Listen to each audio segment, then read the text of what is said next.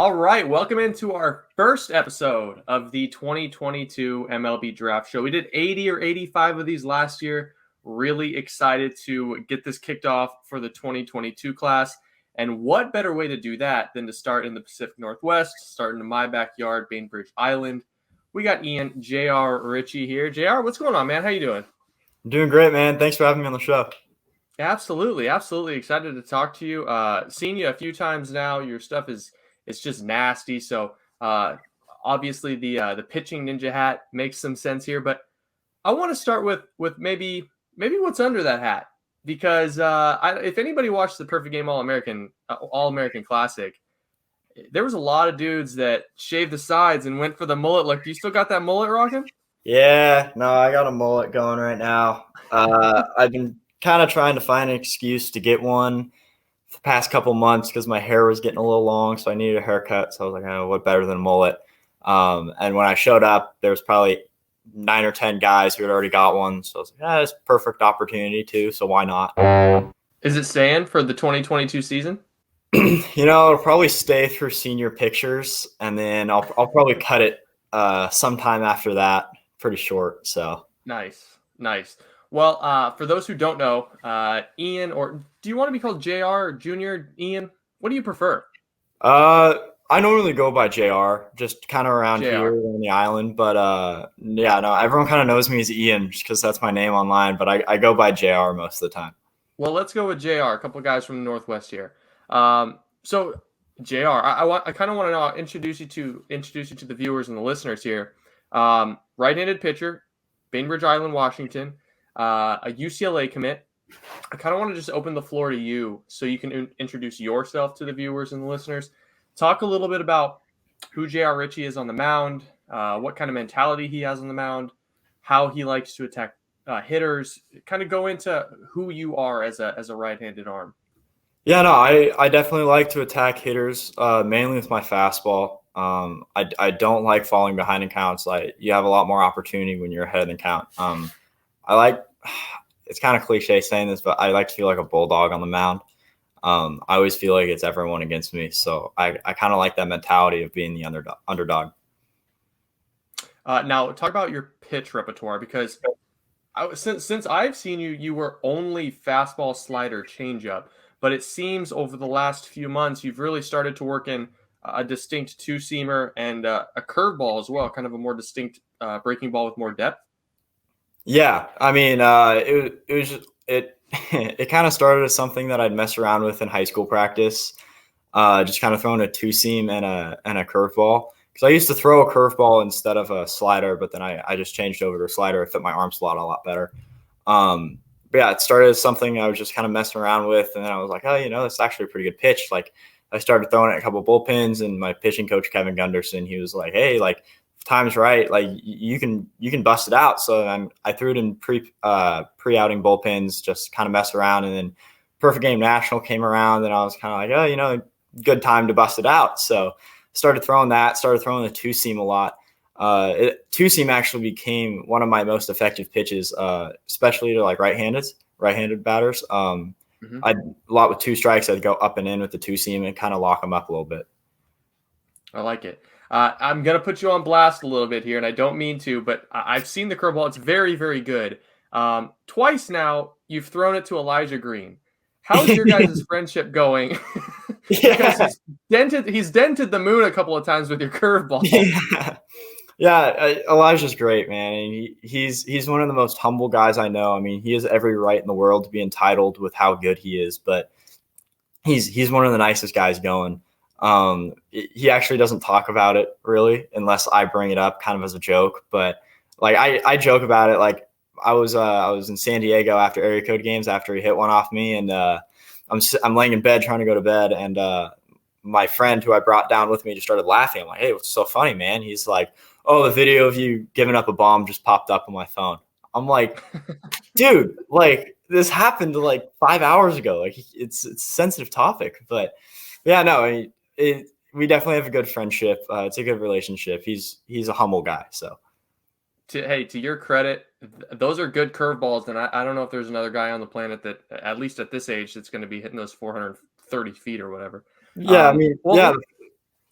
Go ahead. Go ahead, man. Go ahead. Yeah, I was just gonna say. I mean, the first one was hung pretty bad. It was right down the middle of it. I mean, a 3-1 slider at the knees. I mean, it's not a bad pitch. I mean, you just kind of want it. I was like, damn. Yeah, that's Elijah sometimes. Yeah. Let's talk a little bit about your origin story because I want to know how you came up in through this sport, how you ended up being a pitcher, kind of where you get your. I mean, there's some of the cleanest mechanics I've ever seen. So, can you kind of talk about your journey in baseball over the last 3 or 4 years and how you've developed into the arm that you are today? Yeah. So I mean, going into my freshman year, I was mainly a shortstop. But I was told by a couple coaches, they're like, hey, like you're not gonna be able to play Division I baseball unless you get faster. So of course I was like, okay, I'll get faster because I wanted to play shortstop. Um, but then I started pitching more and more throughout my freshman year in high school and into that summer, and then that's kind of when I realized, like I kind of have a future in this. Not as much shortstop anymore. So it kind of slowly phased into me being more of a pitcher than a shortstop. I definitely think that's played into my mechanics a lot, just kind of having athleticism. But, it kind of started at sophomore off season during my sophomore year.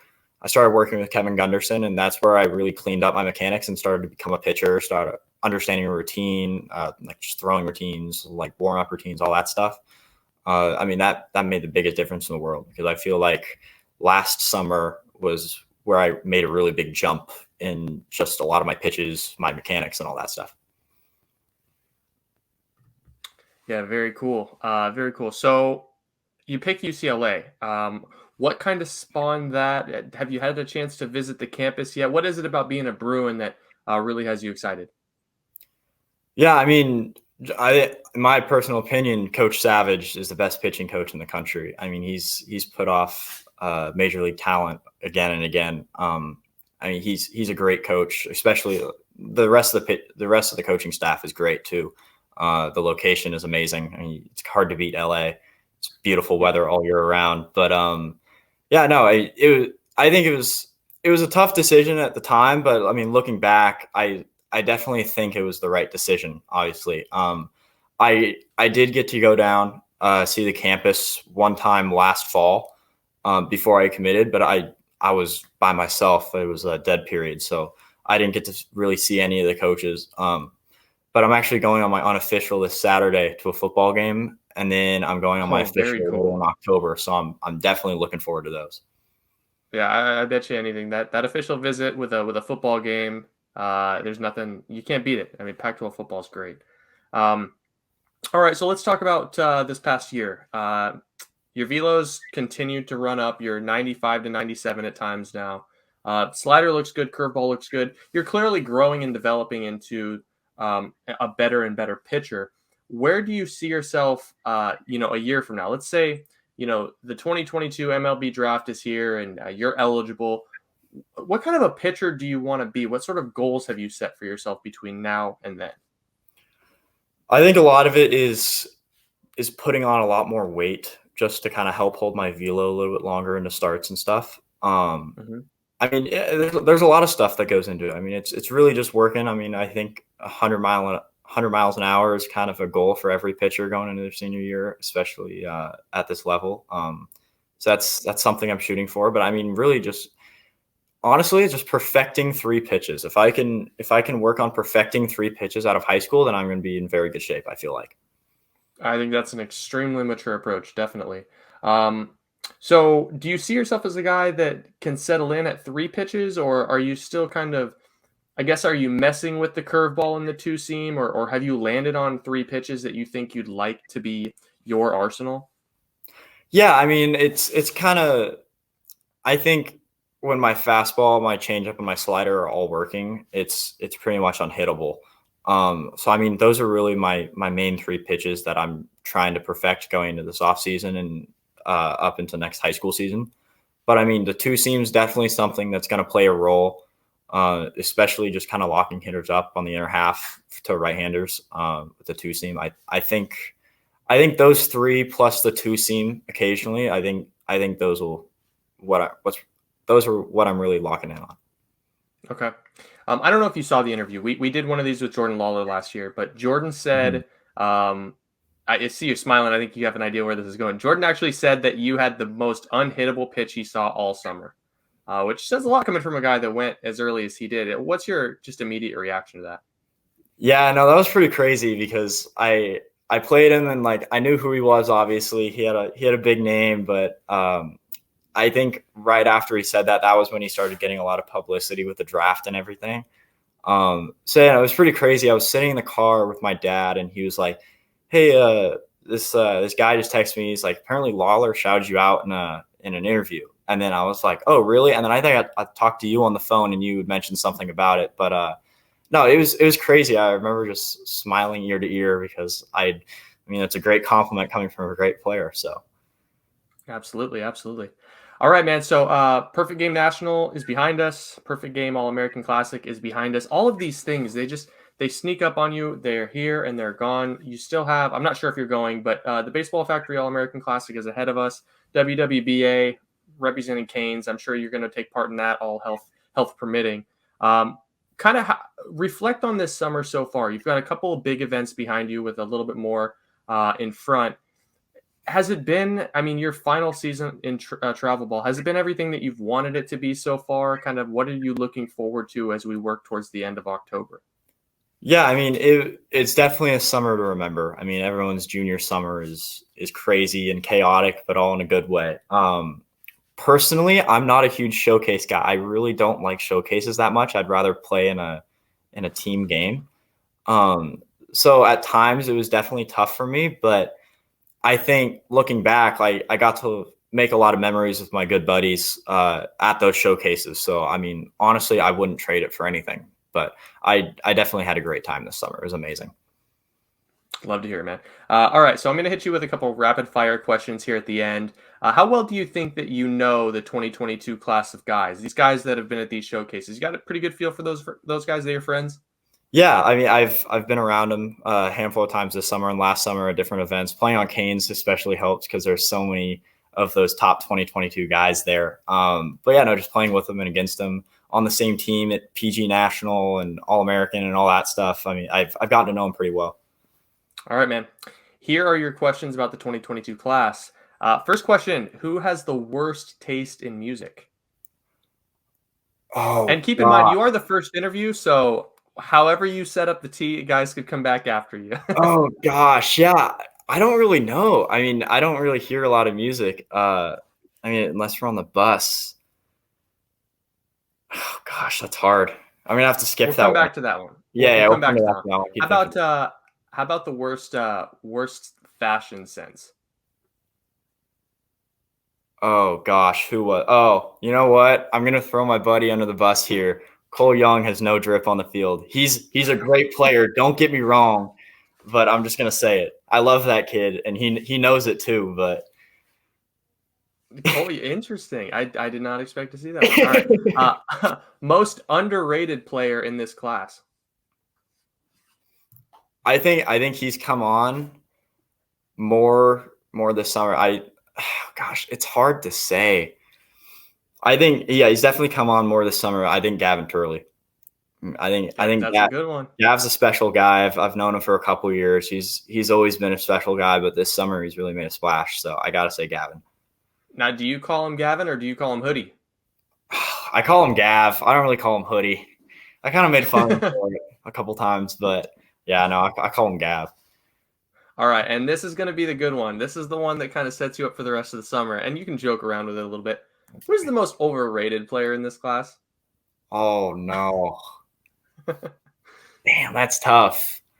Because I don't want to throw anyone under the bus, you know. Like I don't want to. I Yeah, don't wanna be you can too have fun with mean. it. Oh, I'm just gonna mess around. I'm gonna say Jackson Ferris because he knows he's good, and I know he's really good. But oh gosh, actually no, it's not even a good one because he's actually like really good. That's tough. I mean, here's the thing. I think everyone's really good because they're on this level. Hey, So it's kind of tough. we'll go Yeah. with Jackson. Jackson will see this. Jackson will see this. He'll get his day on the Wait, show, and he can throw it back. yeah. Let him take a shot at me. That's all good. There you go. There you go. All right, man. Last question. Um, we asked this a lot last year, and we got some pretty good answers. But I'd love to hear what you've got. What is the one fact that you know about something that's totally stupid and you don't need to know. For example, Benny Montgomery told us last summer that Pringles aren't a potato chip because there's not enough real potato in it.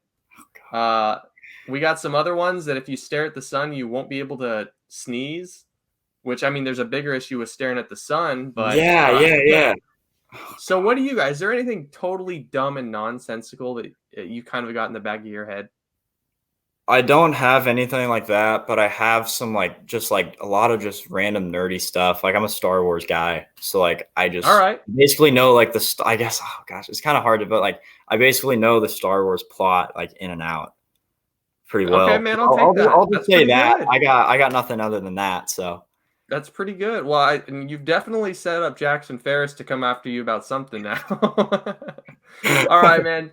JR, Ritchie, thank you so much for joining the show tonight, man. Obviously, I'm in your backyard. Big fan. Going to be watching more of you this fall and next spring. Nothing but luck when it comes to the 2022 draft, or whether or not, or if you end up at UCLA. Either way, you're going to kick ass. Rooting for you, man. Everyone here at Prospects Live, is rooting for you, and we'll catch you soon. Okay. yes, sir. Thank you for having me on.